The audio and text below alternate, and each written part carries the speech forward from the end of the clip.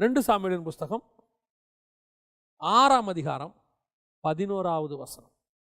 கர்த்தருடைய பெட்டி கித்தியனாகிய ஓபேத் ஏதோம் வீட்டிலே 3 மாதம் இருக்கையில் கர்த்தர் ஓபேத் ஏதோமையும் அவன் வீட்டார் அனைவரையும் ஆசீர்வதித்தார். 7 மாசம் அவங்கிட்ட இருந்துச்சு வாத கலங்க பண்ணிருச்சு புறஜாதியார.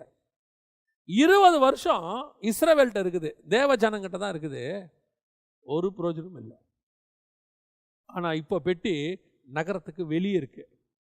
இங்க தாவீதி நகரத்திற்கு வெளியே.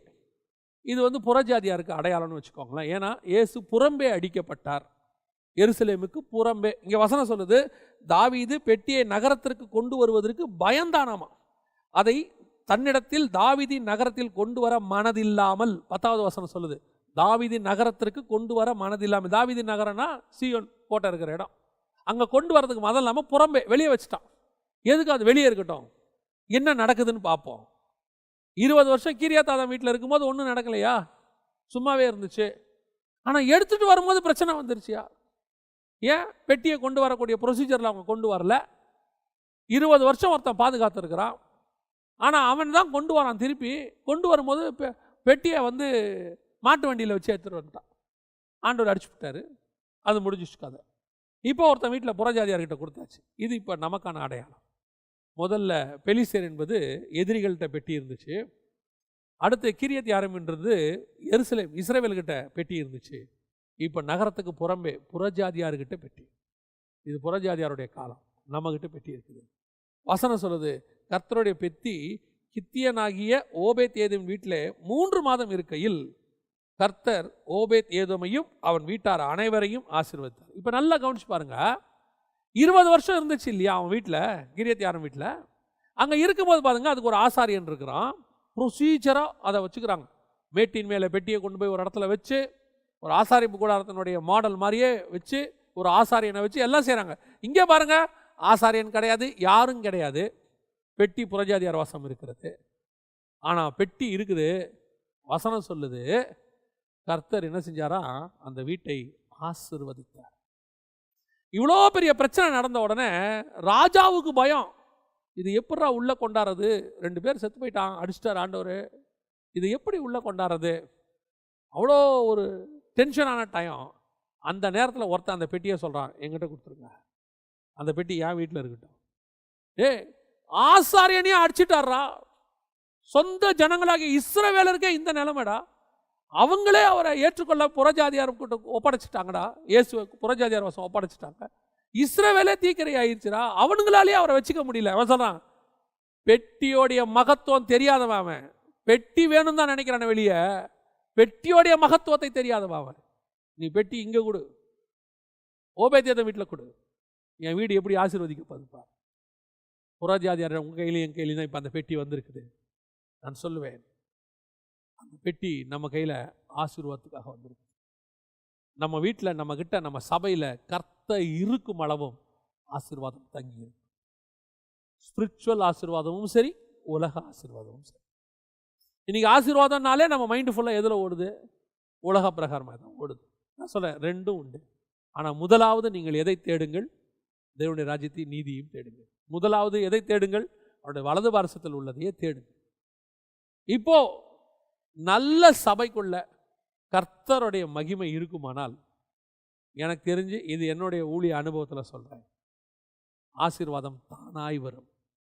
நீ அதுக்கு புலம்பி எல்லாம் தவிக்கவே வேணாம், கதறவே வேணாம். அதுக்கு நீ இந்த ப்ரொசீஜர், சில இஸ்ரவேலர்களுக்கு ஒரு ப்ரொசீஜர் இருந்துச்சு நியாயப்பிரமாணத்துக்கு. இப்படி பலி செலுத்தணும், இந்த ஆட்டுக்குட்டி இத்தனை வயசு, இப்படி தான் பலி செலுத்தணும், இதெல்லாம் எரிச்சிடணும், இதை சாம்பலை, இப்படிலாம் இருந்துச்சு இல்லை. இப்போ உங்களுக்கு எனக்கு எதுவுமே கிடையாது, ஒன்றுமே கிடையாது. அவனுக்கு அந்த விருத்த சேதன முறைமை இருக்குது, குற்ற நிவாரண பலி, பாவ நிவாரண பலி, இந்த அத்தனை பலியும் இயேசுநாதருக்குள்ளே சரியாகி போச்சு.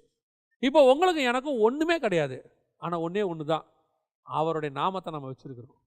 அவர் நமக்குள்ளே வாசம் பண்ணுறாரு, அவர் கொடுத்த ஆவியானவர் இருக்கிறாரு. பாருங்கள், இப்போ ஆசீர்வாதம் தானாக வரும்.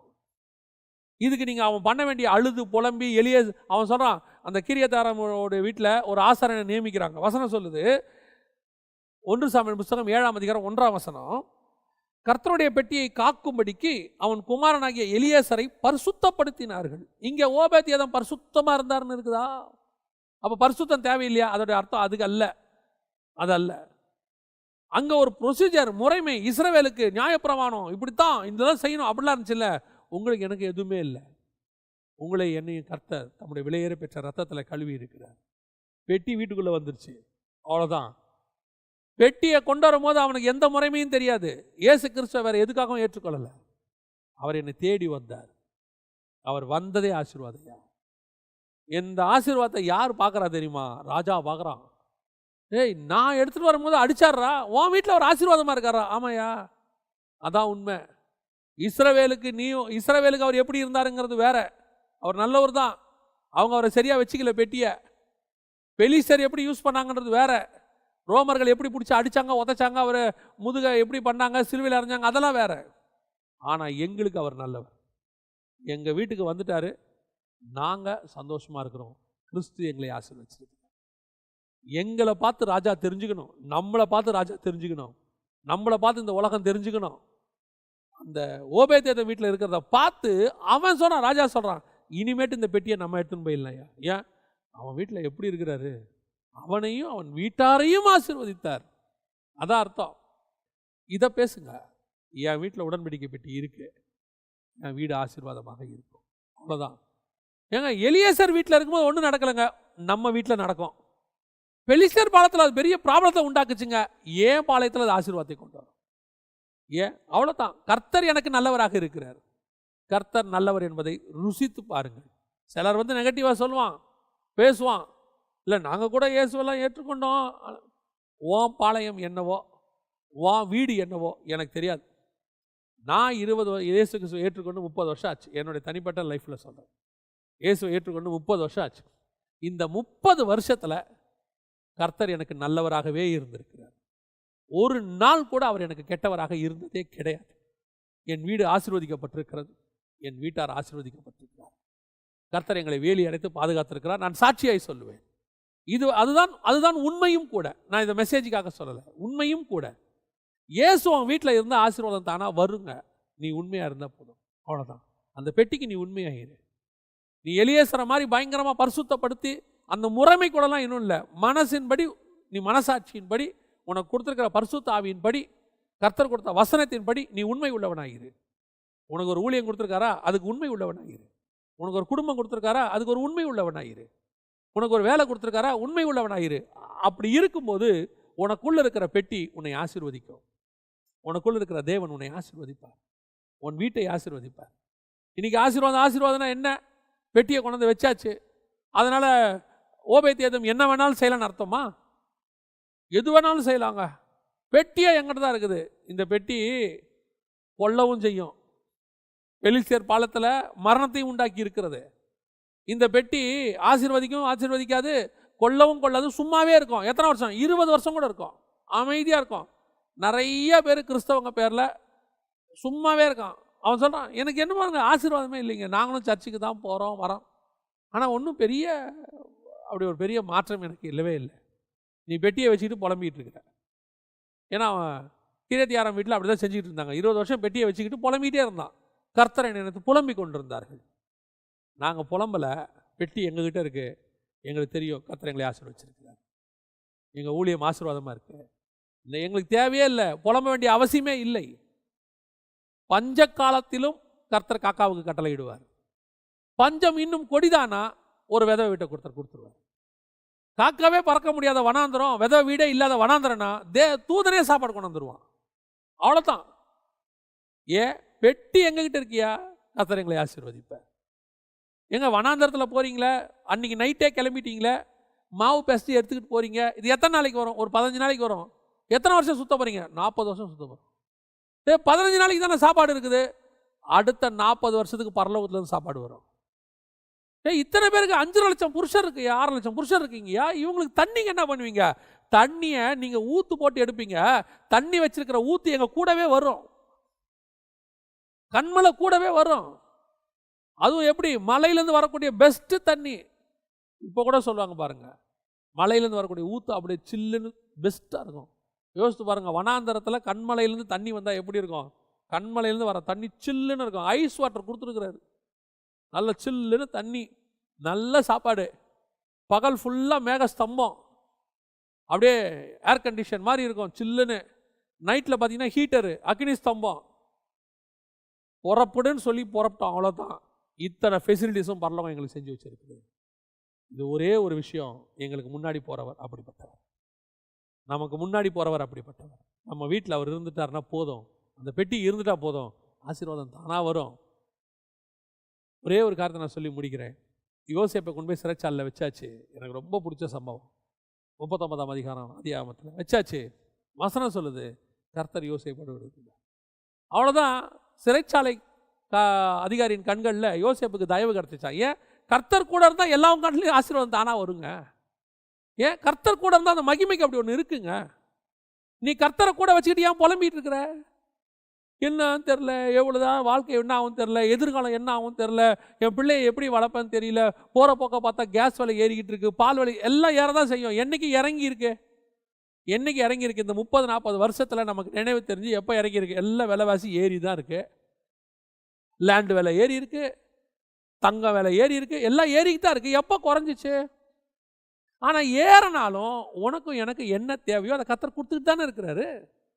விலை ஏறிடுச்சுங்கிறதுனால நம்ம சாப்பாடை குறைச்சி 2 வேளை ஆகிட்டோமா? விலை ஏறிடுச்சுங்கிறதுனால நம்ம தண்ணி குடிக்காமல் நிறுத்திட்டோமா?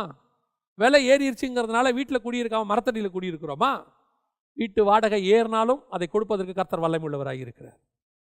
அரிசி விலை ஏறினாலும் அதை கொடுப்பதற்கு கர்த்தர் வல்லமை உள்ளவராக இருக்கிறார்.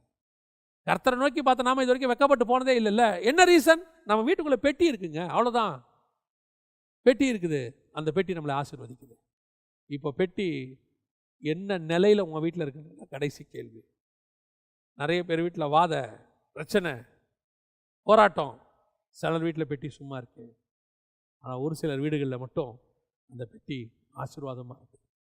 இன்றைக்கி கர்த்தர் நம்ம கூட இருக்கிறார், ஆசீர்வதிக்க விரும்புகிறார். நம்ம வீடு 3 மாதமாக இருந்தாலும் 7 மாதமாக இருந்தாலும் 20 வருஷமாக இருந்தாலும் ஆசீர்வாதம் தானாகி வரும். இந்த விசுவாசத்தோட நம்ம சொல்லணும், ஆண்டவரே பெட்டியா வீட்டில் இருக்கட்டும்ப்பா சொல்லி பாருங்க, கர்த்தர் பெரிய காரியங்களை செய்வார். நம்ம ஜெபம் பண்ண போகிறோம். எல்லாம் கண்களை மூடுவோம். சர்வ வல்லமையுள்ள எங்கள் தகப்பனே, இந்த அருமையான நேரத்திற்காக உமக்கு ஸ்தோத்திரம். மகிமையுள்ள கரத்தில் தாழ்த்துகிறோம். ஆண்டவரே, நாங்கள் அறியாதவர்களாய், உம்முடைய மகத்துவத்தை தெரியாதவர்களாக, பெட்டி எங்ககிட்ட இருக்கும் போதே பல நேரத்தில் நாங்கள் புலம்பிகிட்டு இருந்திருக்கிறோம். நாங்கள் புலம்பிகிட்டே இருந்திருக்கிறோம். ஆனால் ஓபேத்தியது வீடு புலம்பவே இல்லை. ஆண்டவரே, சந்தோஷமாக இருந்தாங்க. அவங்க ஒன்று விசுவாசிச்சாங்க, பெட்டி எங்ககிட்ட இருந்தால் போதும், ஆசீர்வாதம் தானே வரும். அந்த பெட்டியால் எனக்கு பிரச்சனை வராது. ராஜா கூட பயந்தான் பெட்டியால் பிரச்சனை வரும்னு. ஆனால் அந்த வீட்டார் பயப்படவே இல்லை. எங்கள் தேவனை இருக்கிற நாங்கள் எதற்கும் பயப்பட மாட்டோம். நாங்கள் ஆசீர்வதிக்கப்படுவோம். எங்கள் தேவன் எங்களை ஆசீர்வதிப்பார், எல்லாவித ஆசீர்வாதத்தினாலும் நிரப்புவார். கிருபையுள்ள கரத்தில் தாழ்த்துகிறோம். ஆண்டவரே, ஜெபிக்கிற ஒவ்வொருத்தரையும் கர்த்தர் ஆசீர்வதிப்பீரா. நீர் மாத்திரம் மகிமை. எங்கள் ஆண்டவர் இயேசுவின் நாமத்தில் பிதாவே, ஆமென்.